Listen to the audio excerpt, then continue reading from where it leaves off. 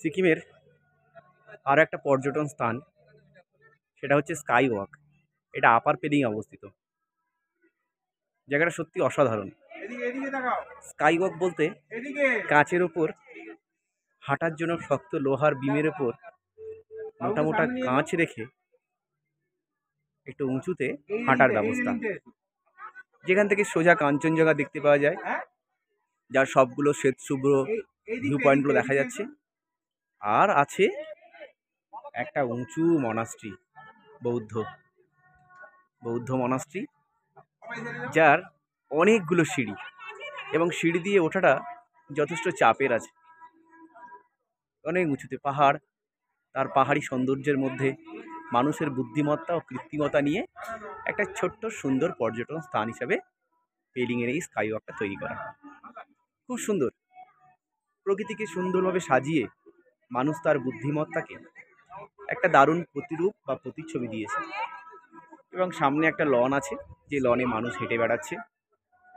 রাতের বেলার পরিবেশটা এখানে কেমন সেটা আমার ঠিক জানা নেই, তবে মনে হয় রাতের বেলা লোক তেমন আসে না।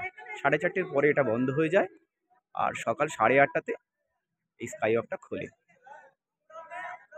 ভালো ঠান্ডা, প্রচণ্ড ওয়েদারটাও প্রচণ্ড ঠান্ডা, আর খালি পায়ে কাঁচে হাঁটলে বেশ ছ্যাঁক করে লাগছে। আর ওদিকে আমার বন্ধুরা ওই যে সব করছে, আর আমার মেয়ে আর বন্ধুর ছেলে ওই যে ছোটাছুটি করছে।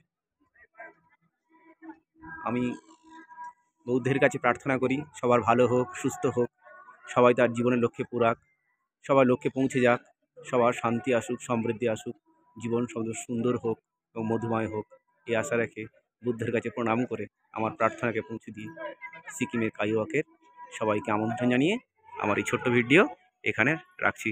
সবাই ভালো থেকো বন্ধুরা, সবাই সুস্থ থেকো, আর স্কাই ওয়াক একটু সাবধানে হাঁটাচলা করো, কারণ কিছু জায়গায় দেখছি গ্লাস একটু ওঠা আছে, আর কিছু জায়গায় গ্লাস একটু রাবারের সাথে পেস্ট ঠিকঠাক নেই। আসলে এত লোক আনাগোনা করে এখানে যে ঝুঁকি তো আছেই, তাই ঝুঁকির সঙ্গে সাবধানতা রাখলে ঝুঁকিটা আরও বেশি বিচক্ষণ হয়ে ওঠে, এবং প্রস্তুতির সঙ্গে ব্যাপারটাকে দেখলে সব কিছু শান্তি এবং সুন্দর হয়। টাটা, ভালো থেকো।